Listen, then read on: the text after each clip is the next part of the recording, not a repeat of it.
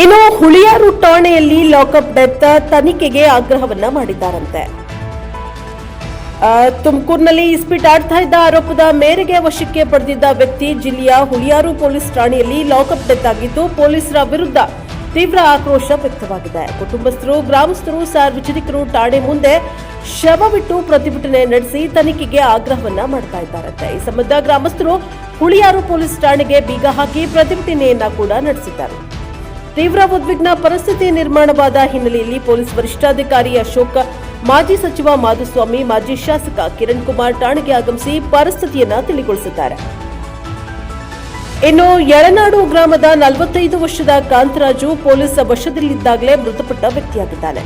ಯಳನಾಡು ಗ್ರಾಮದಲ್ಲಿ ಇಸ್ಪೀಟ್ ಆಡ್ತಾ ಇದ್ದಾರೆ ಎಂಬ ಖಚಿತ ಮಾಹಿತಿ ಮೇರೆಗೆ ಹುಳಿಯಾರು ಪೊಲೀಸರು ದಾಳಿ ನಡೆಸಿದ್ರು.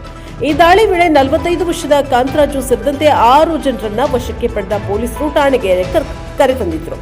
ಆದರೆ ಠಾಣೆಗೆ ಬಂದ ಕೆಲವು ಸಮಯದಲ್ಲಿ ಕಾಂತರಾಜು ಮೃತಪಟ್ಟಿದ್ದಾರೆ.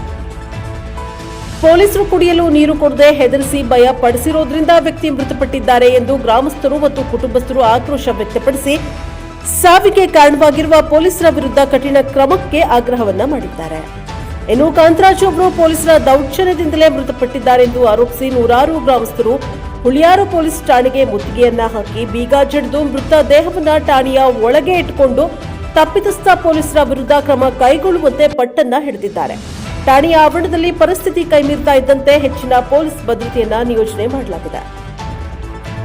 ಇನ್ನು ಪ್ರಾಥಮಿಕ ಮಾಹಿತಿಯ ಪ್ರಕಾರ ಠಾಣೆಗೆ ಕರೆತಂದ ಬಳಿಕ ಕಾಂತರಾಜು ಅವರಿಗೆ ಪೊಲೀಸರ ಭಯದಿಂದಾಗಿ ತೀವ್ರ ಹೃದಯಾಘಾತ ಸಂಭವಿಸಿ ಮೃತಪಟ್ಟಿದ್ದಾರೆ ಎನ್ನಲಾಗಿದೆ. ಆದರೆ ಮರಣೋತ್ತರ ಪರೀಕ್ಷೆಯ ವರದಿ ಬಂದ ನಂತರವಷ್ಟೇ ಸಾವಿಗೆ ನಿಖರ ಕಾರಣ ತಿಳಿಯಲಿದೆ.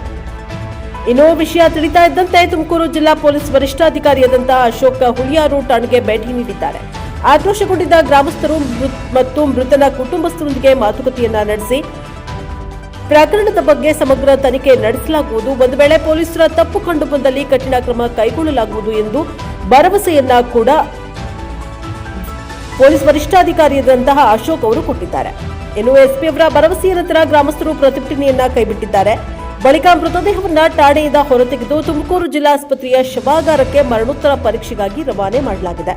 ಪರೀಕ್ಷೆಯ ನಂತರ ಮೃತದೇಹವನ್ನ ವಾರಸುದಾರರಿಗೆ ಹಸ್ತಾಂತರಿಸಲಾಗುವುದು ಎಂದು ಪೊಲೀಸರು ತಿಳಿಸಿದ್ದಾರೆ.